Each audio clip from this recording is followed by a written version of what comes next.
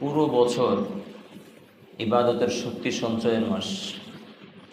আমি পুরো বছর ইবাদত করব, ওইটার জন্য শক্তির দরকার আছে না নাই? কি বলেন?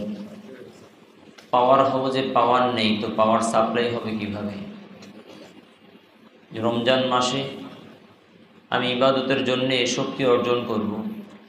রমজান মাসকে এই জন্য সেভাবেই উদযাপন করা দরকার যেভাবে নবী আলাইহিস সালাম, সাহাবায়ে কেরাম, আল্লাহর ওয়ালিগণ উদযাপন করেছেন। ঠিক কিনা বলেন? রমজানকে কেন্দ্র করে রমজান মাসকে আমরা কিভাবে কাটাবো এই বিষয়ে কয়েকটি শিরোনামে আজকে কথা বলবো। শিরোনামগুলো সকলে মুখস্থ করে এরপরে বাড়ি দেবো। পারবো তো ইনশাআল্লাহ? আল্লাহ তৌফিক দান করেন, বলি আমিন। রমজান মাসে দুনিয়ার যত ঝামেলা, দুনিয়ার যত ব্যস্ততা কমিয়ে আনবো। দুনিয়ার সকল ঝামেলা কমিয়ে আনবো। যেটাই আমার দুনিয়ার ঝামেলা, মার্কেট করা, ঈদের মার্কেট করতে হয়, সেটা এখন করে নিন। পারা যাবে না? রমজান মাসে ঈদের মার্কেট করতে গিয়ে রোজা নষ্ট করে এমন মুসলমান আছে কি নেই বলেন? ঈদের মার্কেট এখন করা যাবে কি যাবে না?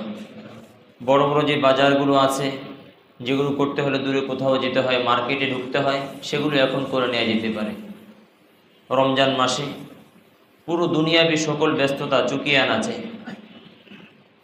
আমি একটু ফিকির করলে এটা হয়ে যাবে ইনশাআল্লাহ। কঠিন কোনো ব্যাপার না, একেবারে সহজ সিম্পল বিষয়। সকল ঝামেলা, সকল ব্যস্ততা এখন থেকে চিন্তা করে করে যে আমার কি কি ব্যস্ততা হতে পারে, কোন কোন কারণে বাজারে যাওয়া লাগতে পারে, আমি সে সকল কাজকে এখন করে নিই। পারবো ইনশাআল্লাহ? আল্লাহ তুমি তৌফিক দান করো। নবীজি সাল্লাল্লাহু আলাইহি ওয়াসাল্লাম তো বলেছেন সবচেয়ে নিকৃষ্ট জায়গা হচ্ছে কোনটা বলেন? আর সবচেয়ে ভালো জায়গা কোনটা? আমি এখন নিজে হিসাব মিলিয়ে দেখতে পারি যে আমার জীবনের সবচেয়ে বেশি সময় কাটে কি বাজারে, দোকানে পাটে, না কোনো মসজিদে? কোথায় কাটে? আচ্ছা, এটা কোন সময়ের হাদিস, কোন সময়ের কথা? যে সময় বাজারে মহিলার সংখ্যা কম ছিল না বেশি ছিল? নবীজির জামানায় মহিলার সংখ্যা বাজারের মধ্যে কম ছিল না বেশি ছিল? দুই একদিন যদি থাকে তারা কি নেকাব পরে যেত, না কোনো একবারে খোলামেলা করে যেত? কি বলেন? ওই সময় যদি বাজার নিকৃষ্ট জায়গা হয়, তাহলে এখন কি নিকৃষ্টতার মান কমছে না বাড়ছে? আওয়াজ হয় না, কমছে না বাড়ছে? এই জন্য বাজার থেকে নিজেকে ফিরিয়ে রাখা যাবে ইনশাআল্লাহ। অন্তত পক্ষে একটা মাসের জন্য চিন্তা করা যাবে না। আল্লাহ আমাকে তৌফিক দান করেন বলি আমিন। সবাইকে তৌফিক দান করেন বলি আমিন। এক নম্বর পয়েন্ট ক্লিয়ার। দ্বিতীয় পয়েন্ট হচ্ছে রোজা রাখবো, রোজার মতো করে রোজা রাখবো। রোজা কিসের মতো করে রাখবো? শুধুমাত্র উপবাস থাকার নাম রোজা না। হ্যাঁ, উপবাস থাকতে হবে, পানাহার থেকে বাঁচতে হবে, স্ত্রী সম্ভোগ থেকে বাঁচতে হবে, কিন্তু শুধু এটাকেই রোজা বলে না। রোজা হচ্ছে আমার পুরো প্রত্যেকটা অঙ্গের রোজা। কিসের রোজা? প্রত্যেকটা অঙ্গ প্রত্যঙ্গের রোজা রাখবো। যদি উপবাস থাকার নামে রোজা হতো, তাহলে অন্যান্য ধর্মের লোকেরাও তো উপবাস থাকে, উপবাস যাপন করে, ওদের সেটাকে তো রোজা বলা হয় না। শুধু উপবাস থাকার নাম রোজা না। নবীজি সাল্লাল্লাহু আলাইহি ওয়াসাল্লাম ইরশাদ করেছেন, মাল্লাম ইয়াদা কাওলাজ জুর ওয়াল আমালা বিহি ফালাইসা লিল্লাহি হাজাতুন ফি আন ইয়াদা তাআমাহু ওয়া শারাবাহু। যে রোজা রেখে মিথ্যা কথা ছাড়তে পারলো না, তাহলে ওর উপবাস থেকে আল্লাহর কিছু আসে যায় না। আল্লাহর দরকার নেই উপবাস থাকা। আমি উপবাস থাকলে আল্লাহ রাব্বুল আলামিনের ধনভাণ্ডারে খুব বেশি বেড়ে যাবে এমন নাকি? আর আমি তো রোজা না রাখি ওখান থেকে কমে যাবে, ব্যাপারটা কি তাই? তাই না। রোজা রাখবো আমার নিজের প্রয়োজনে, রোজা রাখবো আমার জন্যে। এই জন্যে রোজা যাতে আমার প্রত্যেকটা অঙ্গ প্রত্যঙ্গের রোজা হয়। রমজান আমার চোখেও রোজা আছে, ঠিক কিনা বলেন? আমার হাতে রোজা আছে, আমার জবানে রোজা আছে। নবীজি বললেন যে কোনো লোক তোমাকে গালমন্দ করছে, তুমি বললো যে ভাই আমি তো রোজাদার, বলেন সুবহানাল্লাহ। মানে আমার মুখে রোজা ঢুকে আছে, এখন তোমাকে কিছু বলতে পারবো না। এই জন্য রমজানের রোজা কি শুধুমাত্র পানাহারের মধ্যে উপবাস থাকার নাম, না কোনো প্রত্যেকটা অঙ্গ প্রত্যঙ্গের রোজা আছে? কি বলেন? এই জন্য রোজা রাখবো রোজা রাখার মতো। পারবো তো ইনশাআল্লাহ? রোজা রোজার মতো করে রাখবো। রোজা রেখে আমি হালাল ছেড়ে দিলাম, স্ত্রী সম্ভোগ হালাল ছিল, রোজা রাখার কারণে হালাল আছে না হারাম হয়ে গেছে? হারাম হয়ে গেছে।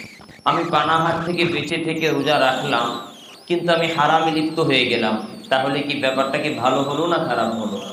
নবী আলাইহিস সালামের জামানায় দুজন মহিলার ব্যাপারে নবীজির কাছে উপস্থাপন করা হয়েছে যে, ইয়া আল্লাহর রাসূল, এই দুজন মহিলা তো কেমন যেন মরে যায় যায় অবস্থা, কেমন যেন মৃত্যু এদের কাছে চলে আসছে। নবী আলাইহিস সালাম বললেন তাদেরকে ডেকে নিয়ে আসো। নবীজির কাছে ডেকে নিয়ে আসা হলো। নবীজি বললেন তোমরা বমি করো। বমি করা কষ্টকর কাজ না সহজ কাজ? বলেন। দয়ার নবী বললেন বমি করো। ওদের বমি তো আসছে না, গলায় আঙ্গুল ঢুকিয়ে দাও। আঙ্গুল ঢুকিয়ে দিয়েছে, বমি আসছে না, আরও ঢুকাও, বমি করতে হবে। বমি করলো, দেখলো যে তাজা দুটা গোশতের টুকরা বের হয়েছে। বলেন নাউজুবিল্লাহ। নবী আলাইহিস সালাম বললেন এই যে দুইটা নারী, এরা আল্লাহ যেটা হালাল করেছে ওটা থেকে বেঁচে থেকেছে, কিন্তু আল্লাহ যেটা হারাম করেছে ওই হারামে তারা লিপ্ত হয়েছে। বলেন নাউজুবিল্লাহ। কি হারামে লিপ্ত হয়েছে? যে তারা উভয়ে একে অন্যের কাছে বসে একে অন্যের দোষ তারা চর্চা করতে লাগলো, গীবত করতে লাগলো। পরদোষ চর্চা করা হালাল না হারাম? বলেন। পরদোষ চর্চা করা হারাম। এই দোষের লোক বা এই দোষ আমাদের মধ্যে আছে কি নেই? আল্লাহ তাআলা আমাদেরকে বেঁচে থাকার তৌফিক দান করেন, বলি আমিন। এজন্য রোজা রেখে গুনাহের কাজ করলে অনেক সময় ক্লান্তি বেশি চলে আসে।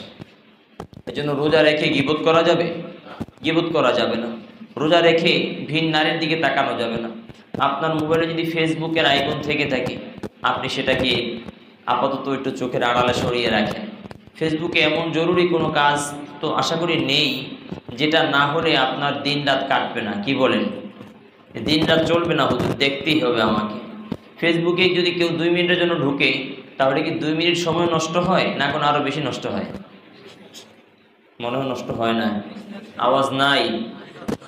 আমি 2 মিনিটের জন্য ফেসবুকে ঢুকলাম, শুধু 2 মিনিটে বের হয়ে যেতে পারি না কখনো 20 মিনিট, কখনো 2 ঘন্টা চলে যায়? কি বলেন? আচ্ছা, এই সময়টার জন্য আমাকে হিসাব দিতে হবে কি হবে না? কথা বলেন। ওখানে যদি ভিন নারীর ছবি চলে আসে, তাহলে আমার চোখের রোজা থাকলো না ছুটে গেল? কথা বলে না। ওখানে যদি আমার অন্তরে কোনো খারাপ কিছু চলে আসে, কোনো নারীকে দেখে বা কিছু দেখে, তাহলে অন্তরে যে রোজাটা ছিল থাকলো না ছুটে গেল? আল্লাহ তাআলা আমাদেরকে সকল কিছু থেকে, সকল হারাম থেকে এবং যে সকল জিনিস আল্লাহ থেকে বিমুখ করে দেয় এগুলো থেকে আল্লাহ আমাদেরকে বেঁচে থাকার তৌফিক দান করেন, বলি আমিন। দ্বিতীয় পয়েন্ট ক্লিয়ার। 3 নম্বর পয়েন্ট, যে সাহরি খাবো সুন্নাহ মোতাবেক, ইফতার করব সুন্নাহ মোতাবেক। এই পরিমাণ খাওয়া হয় সাহারিতে যে বদহজম হয়, ঠিক কিনা বলেন? ইফতারিতে এই পরিমাণ খাওয়া হয় বদহজম শুরু হয়ে যায়। এবং সাহারি এবং ইফতারিতে এমন জিনিস থেকে বেঁচে থাকার চেষ্টা করব যেগুলির কারণে পেটে গ্যাস তৈরি হয়। কি তৈরি হয়? দেখেন, শয়তান কিন্তু আপনাকে বলবে না তুমি আওয়াবিন পড়িও না। কি বলছি? শয়তান আপনাকে বলবে না তুমি আওয়াবিন পড়িও না। শয়তান আপনাকে বুট খাইয়ে দিবে। কি খাওয়াবে? বুট খাওয়াবে, তেলযুক্ত খাবার খাওয়াবে, যেগুলো খাইলে পেটে গ্যাস তৈরি হয়। আপনি সারাদিন রোজা রেখে ইফতারি করেছেন, শরীরটা এমনিতেই ক্লান্ত, এরপরে অজুটা চলে গিয়েছে, যা এখন আর অজু করার হিম্মত নাই, আমি সুন্নাহ পড়ে সুন্নতটা আদায় করে কোনো মতো বাসায় গিয়ে একটু শুয়ে থাকবো, বিশ্রাম নিব। কিন্তু আপনি যদি ওখানে ভালো কিছু খাবার খেতেন, স্বাস্থ্যসম্মত খাবার যেটা গ্যাস কম তৈরি হয়, তাহলে আপনার হয়তো আজকের 2 রাকাত বা 4 রাকাত আওয়াবিন পড়ার সুযোগ হয়ে যেত। ঠিক কিনা বলেন? জি।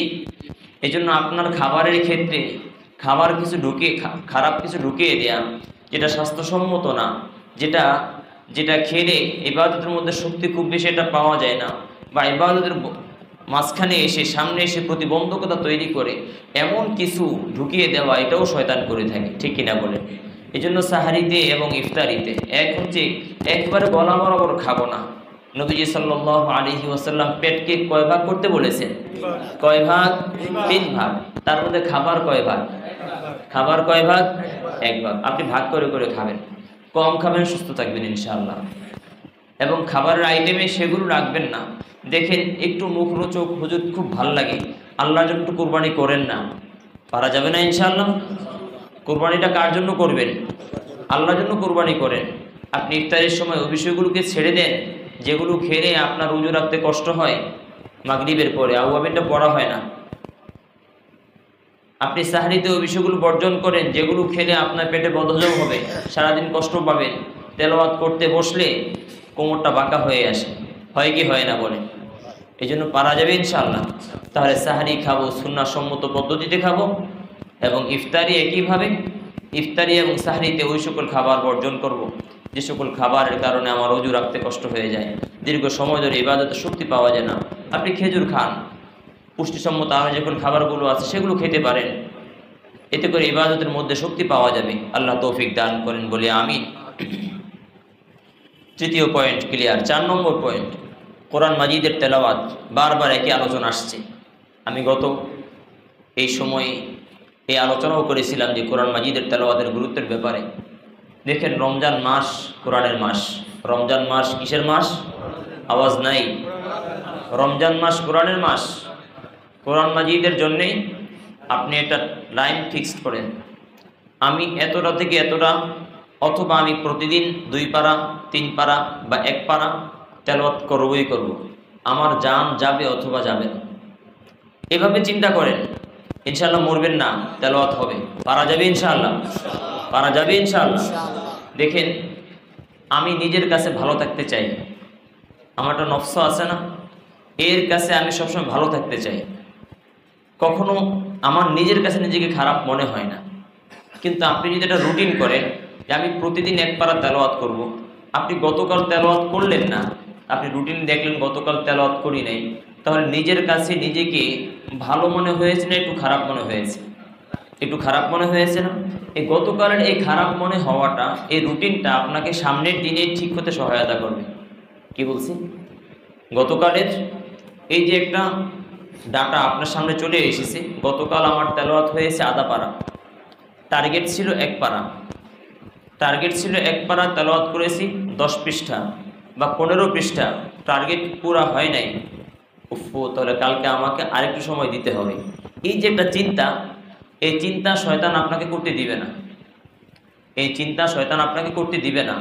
এটা করার জন্য যত, না করার জন্য যত যা কিছু দরকার সবটুকু সে করবে।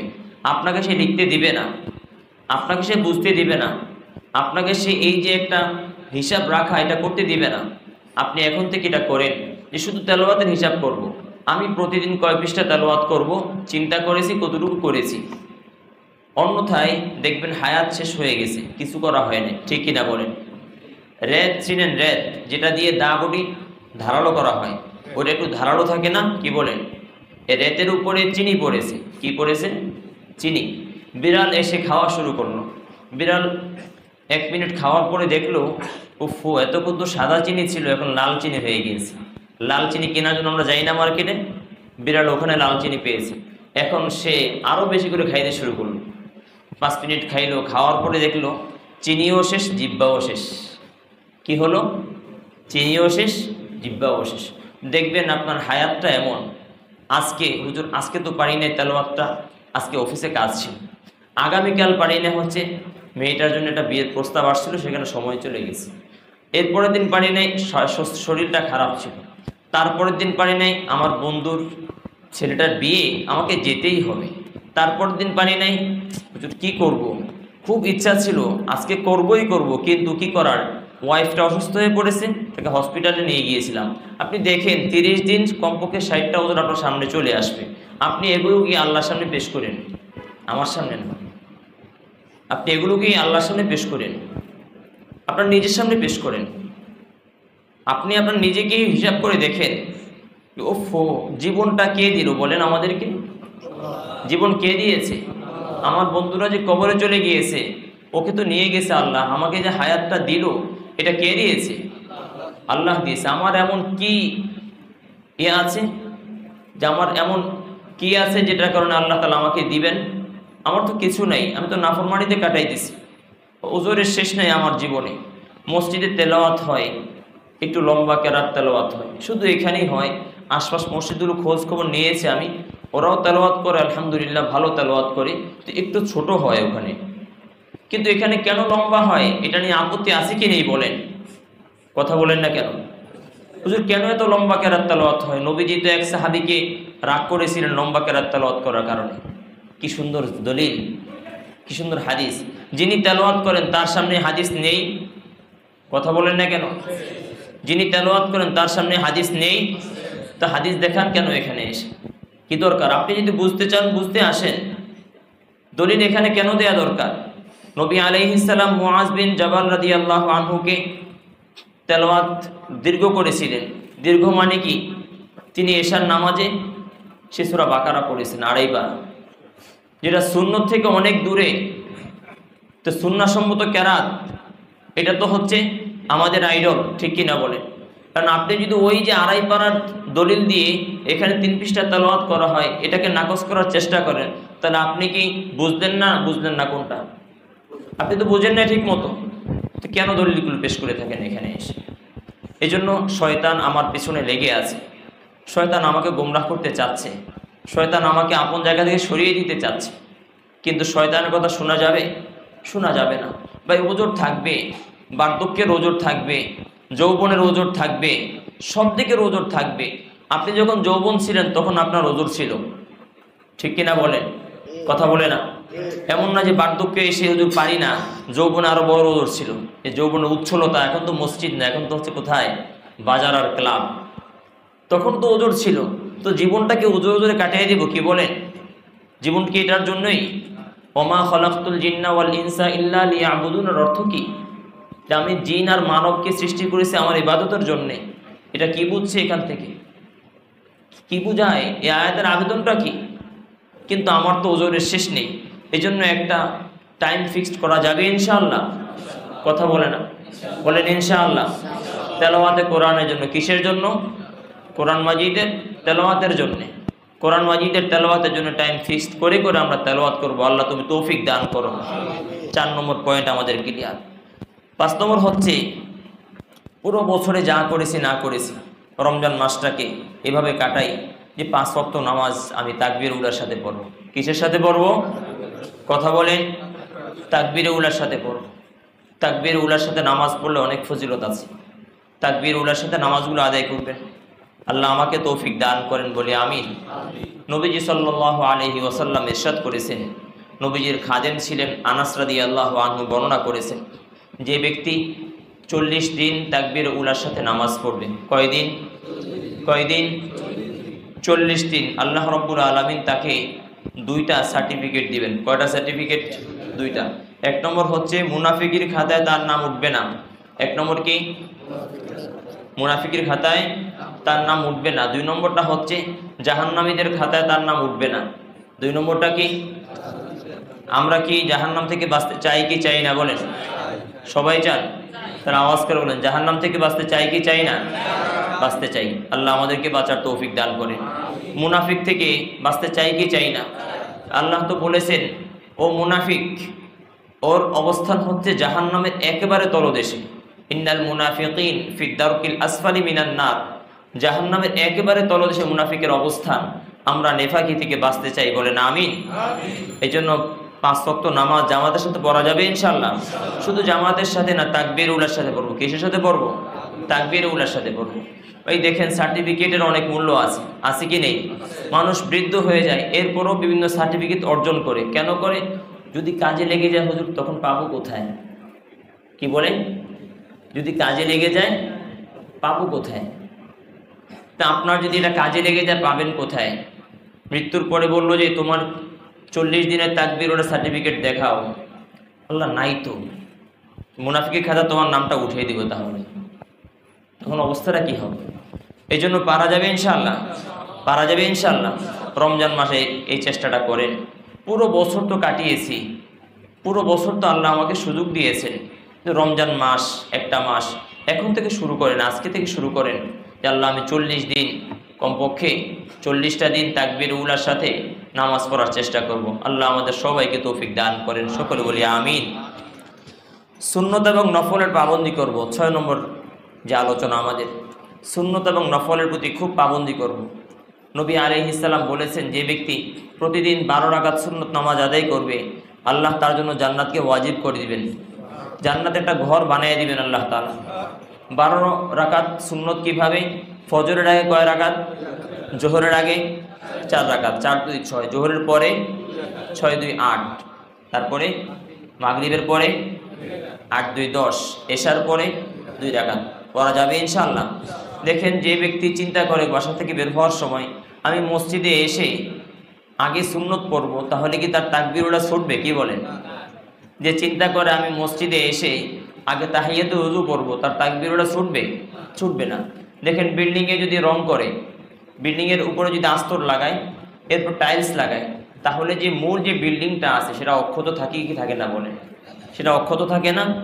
এই জন্য আপনার সুন্নাহ, আপনার নফল, এগুলোর দ্বারা আপনার ফরজটা রক্ষিত থাকবে, ঠিক কিনা বলেন? আপনি যদি চিন্তা করেন আমি গিয়ে হুজুরকে তাকবীরুল্লাহ ধরবো, তাহলে আপনার 1 রাকাত ছুটে যাবে। কি বলছি বলেন? আপনি যদি চিন্তা করেন আমি গিয়ে তাকবীরুল্লাহ শরীক হব, আপনার 1 রাকাত ছুটে যাবে, 2 রাকাত ছুটে যাবে। যদি চিন্তা করেন আমি গিয়ে আগে তাহিয়াতুল মসজিদ পড়ব, সুন্নতগুলো পড়ব, তাহলে ওগুলো পড়া না হলেও অন্তত পক্ষে তাকবীরুল্লাহটা বহাল থাকবে, ঠিকই না বলেন? এই জন্য আমরা পাবন্দি করবো ইনশাআল্লাহ। তাহলে রমজান মাসে সুন্নত নামাজ, নফল নামাজের প্রতি আমরা খুব বেশি পাবন্দি করব। আল্লাহ তুমি তৌফিক দান করো, বলে আমিন।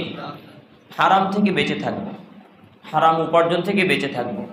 হারাম ভালো জিনিস না, হারাম থেকে বেঁচে থাকা দরকার। আগুন যেমন মানুষের জীবনকে শেষ করে দেয়, হারাম ঠিক তেমনিভাবে জীবনকে শেষ করে দেয়। বলেন, হারামে আরাম নেই। বলেন, হারামে কি নেই? আপনি যদি বিশ্বাস না হয় তাহলে আপনি দেখেন, হারামে আরাম পাবেন না আপনি। সাময়িক আরাম এটা আরাম না, সাময়িক আরাম এটা আরাম না।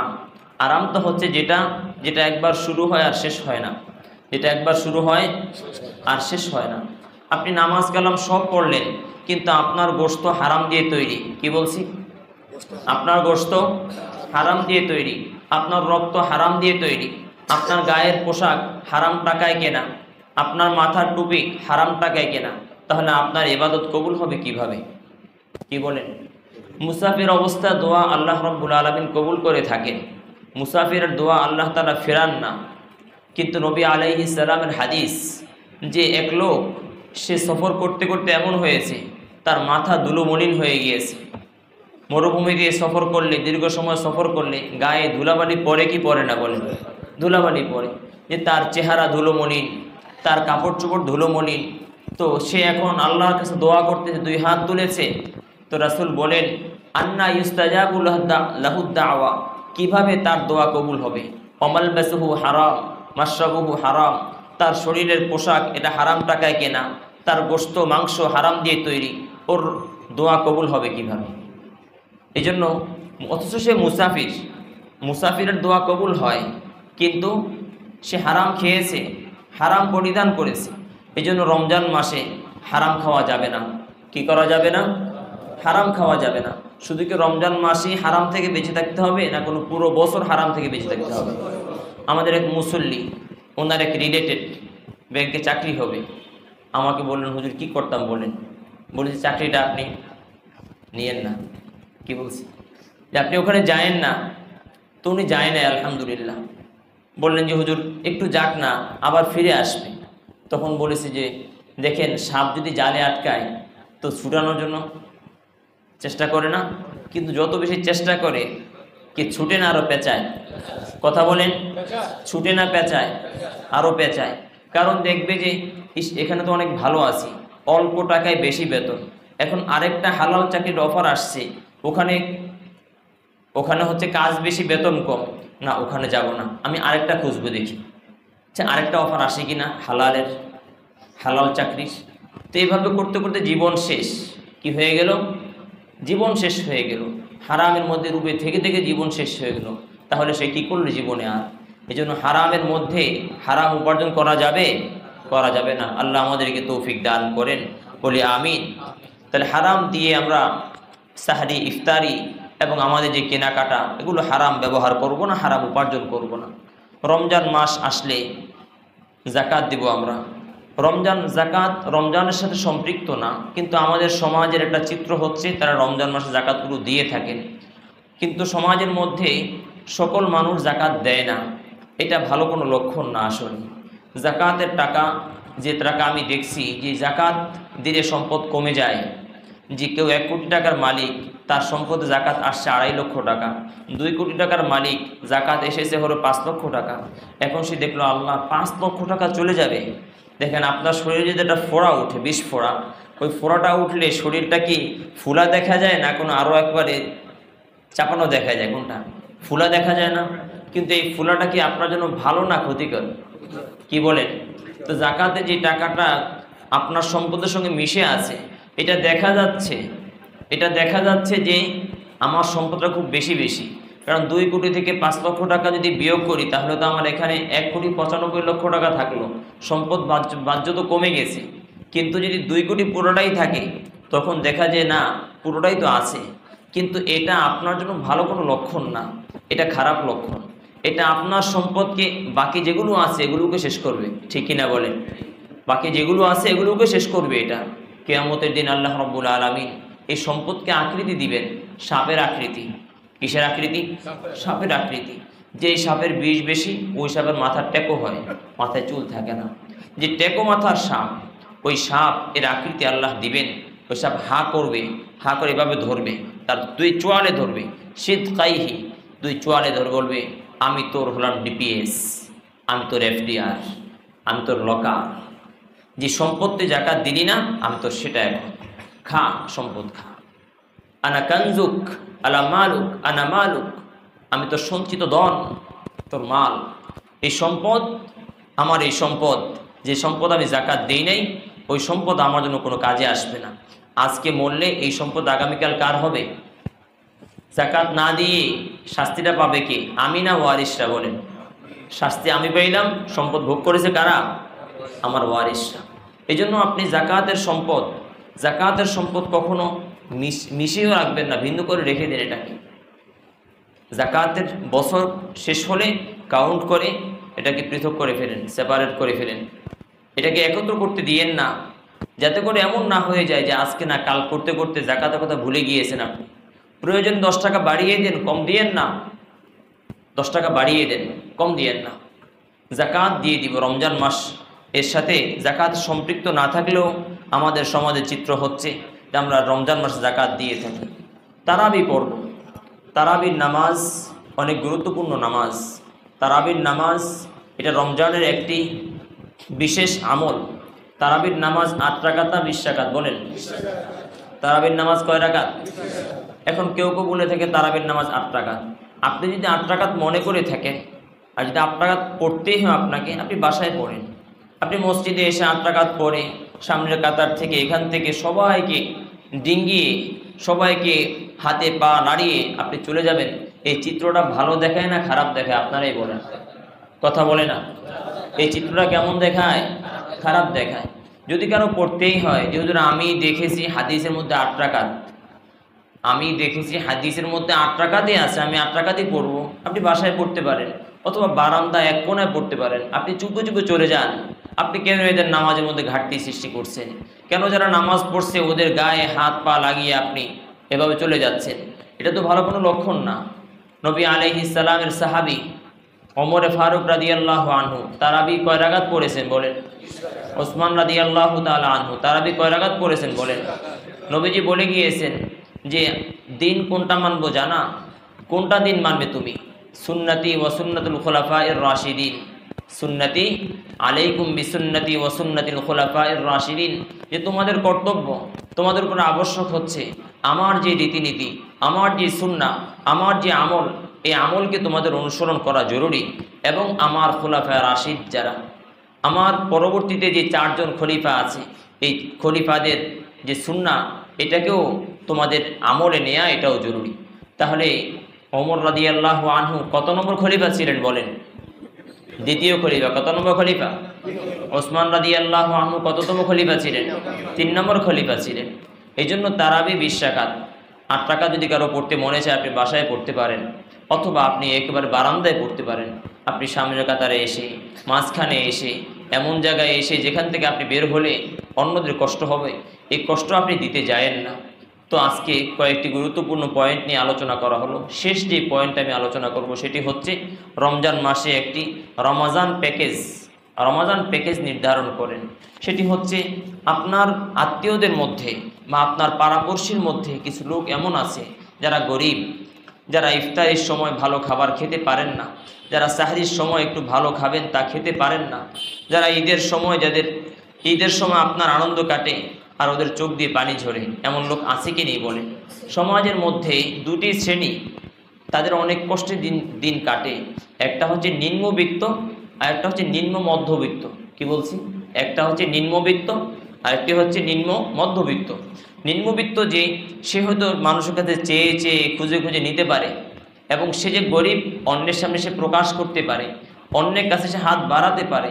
কিন্তু আরেকটা শ্রেণী আছে নিম্ন মধ্যবিত্ত, যে তাকে দেখা যায় সে খুব ভালো মানুষ, ভালোভাবে চলে, কিন্তু তার সে যে বাসায় কি খায় সেটা আমি দেখি না, সে যে কীভাবে চলে, কত কষ্টে চলে, সেটা আমি দেখি না।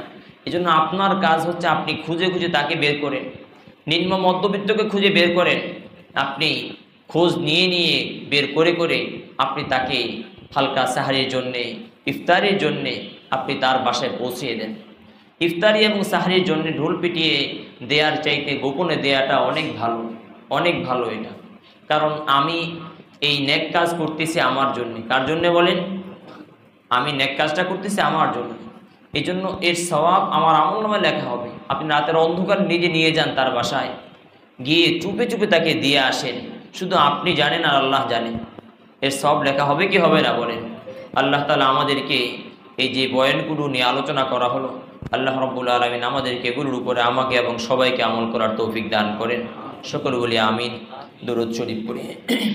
আল্লাহুম্মা সাল্লি আলা মুহাম্মাদ ওয়া আলা আলি মুহাম্মাদ কামা সাল্লাইতা আলা ইব্রাহিম ওয়া আলা আলি ইব্রাহিম ইন্নাকা হামিদুম মাজিদ। اللهم بارك على محمد وعلى آل محمد كما باركت على إبراهيم وعلى آل إبراهيم إنك حميد مجيد. الحمد لله رب العالمين والصلاة والسلام على أشرف الأنبياء وسيد المرسلين وعلى آله وأصحابه أجمعين. الله إشار نماز আদায়ের পরে আল্লাহ আপনার ঘরে মসজিদে বসে রমজান কেন্দ্রিক কিছু আলোচনা শুনেছি গো মাওলা। আল্লাহ, রমজান মাস তো অনেক বরকতপূর্ণ, অনেক গুরুত্বপূর্ণ মাওলা। আল্লাহ, রমজান তো চলে আসছে, কোনো প্রস্তুতি নিতে পারি নাই মাওলা। আল্লাহ, জীবনে কতটা রমজান পেয়েছি, কিন্তু আমার জীবন তো পরিবর্তন হচ্ছে না। আল্লাহ, এই রমজানে টার্গেট করতেছি আমার জীবন যেন পরিবর্তন হয়ে যায় গো মাওলা। আল্লাহ, জীবনকে পরিবর্তন করে দেন আল্লাহ। আল্লাহুম্মা সাব্বিত কলবি আলা দীনিক, আপনার দ্বীনের উপরে আমার অন্তরটাকে অটল রাখেন, অবিচল রাখেন মাওলা। আল্লাহ, জিকির আজকার, নামাজ কালাম, আল্লাহ আপনার যে সকল উপাসনাগুলো আছে, আল্লাহ আপনার যে সকল বিষয়গুলো আছে পরকালীন জিন্দেগিতে আমার উপকারে আসবে, মানুষের কল্যাণ হবে, ওই সকল কাজগুলো আমাকে দিয়ে আপনি করে নেন মাওলা। আল্লাহ, রমজানকে কেন্দ্র করে যে বিষয়গুলো আলোচনা হলো আমার জীবনে সেগুলো দিয়ে দেন মাওলা। আল্লাহ, আপনার বৃদ্ধ বান্দাদেরকে নিয়ে হাত তুলেছি মাওলা। দাড়ি পাকা বান্দাগুলো এখানে আছে মাওলা, অসুস্থ ভাইগুলো এখানে আছে মাওলা। আল্লাহ, অসুস্থ ভাইগুলো এখানে আছে আল্লাহ, উপরে মা বোনরা আছেন মাওলা। আল্লাহ, জানি না কার মনে কি তামান্না, কি নেক আশা আছে মাওলা। আল্লাহ, প্রত্যেকের দিনের নেক আশা, নেক তামান্নাগুলোকে পুরা করে দেন মাওলা। আল্লাহ, প্রত্যেককে রমজানের জন্য প্রস্তুতি নেওয়ার তৌফিক দিয়ে দেন আল্লাহ। রমজানে আমাদেরকে বাজারমুখী হওয়ার চাইতে মাওলা মসজিদমুখী হওয়ার তৌফিক দিয়ে দেন। রমজানকে তেলাওয়াতের মাধ্যমে মাওলা সেলিব্রেট করার তৌফিক দিয়ে দেন আল্লাহ। রমজানকে তাহাজ্জুদের মাধ্যমে উদযাপন করার তৌফিক দিয়ে দেন আল্লাহ। রমজানকে জিকির আজকারের মাধ্যমে উদযাপন করার তৌফিক দিয়ে দেন। রমজানকে সদাচরণের মাধ্যমে উদযাপন করার তৌফিক দিয়ে দেন। সমস্ত হারাম থেকে বেঁচে থেকে মাওলা রমজানকে কাটাবার তৌফিক দিয়ে দেন আল্লাহ। আপনি ছাড়া আমাদের কেউ নাই, আপনার রহমান করম ছাড়া মাওলা আপনার নাফরমানি থেকে বাঁচার কোনো উপায় নাই আল্লাহ। যেভাবে মাওলা বেহায়াপনা চলছে আল্লাহ, যেভাবে মাওলা আপনার নাফরমানি চলছে আল্লাহ, না জানি আমরা সেই স্রোতে ভেসে যাই, সেই স্রোতে ভেসে গিয়ে জাহান্নামে পড়ে যাই আল্লাহ। আমাদেরকে জাহান্নাম থেকে বাঁচান, আপনার নাফরমানি থেকে আমাদেরকে বাঁচান আল্লাহ। মা বোনগুলোকে মাওলা দিনমুখী করে দেন আল্লাহ রাস্তাঘাটে যে সকল মা বোনগুলো মাওলা অর্ধ উলঙ্গ হয়ে চলে মাওলা, ওরাও তো আপনার বান্দি, মেহেরবানি করে ওদেরকে আপনি হেদায়েত দিয়ে দেন। যে সকল যুবক ভাইগুলো মাওলা এখনো মসজিদে আসছে না মাওলা, বিভিন্ন মদের আসরে আড্ডাখানায় মাওলা ডুবে আছে, ওদেরকে আপনি হেদায়েত দিয়ে দেন মাওলা। আল্লাহ মেহেরবানি করে আমাদের প্রত্যেককে মাফ করে দেন। আব্বা আম্মার কবরকে জান্নাতের টুকরা বানিয়ে দেন। যাদের বাবা মা বেঁচে আছেন খিদমত করার তৌফিক দিয়ে দেন। অসুস্থদেরকে পরিপূর্ণ সুস্থ করে দেন, অসুস্থদেরকে পরিপূর্ণ সুস্থ করে দেন। আপনার দ্বীনের জন্য আমাদের জান আমাদের মালকে কবুল আর মঞ্জুর করে নেন। গোলাম তো আপনার, কেবল আপনার গোলামি করার তৌফিক দিয়ে দেন। চাকরির গোলামি থেকে আমাদেরকে বাঁচান, মানুষের গোলামি থেকে আমাদেরকে বাঁচান, মালের গোলামি থেকে আমাদেরকে বাঁচান। আল্লাহ প্রভাব প্রতিপত্তির গোলামি থেকে আমাদেরকে বাঁচান। আল্লাহ বিভিন্ন পদের গোলামি থেকে আমাদেরকে বাঁচান। রব্বিরহামহুমা কামা রব্বায়ানি সগীরা, রব্বিরহামহুমা কামা রব্বায়ানি সগীরা। সুবহানা রাব্বিকা রাব্বিল ইজ্জাতি আম্মা ইয়াসিফুন ওয়া সালামুন আলাল মুরসালিন ওয়ালহামদুলিল্লাহি রাব্বিল আলামিন।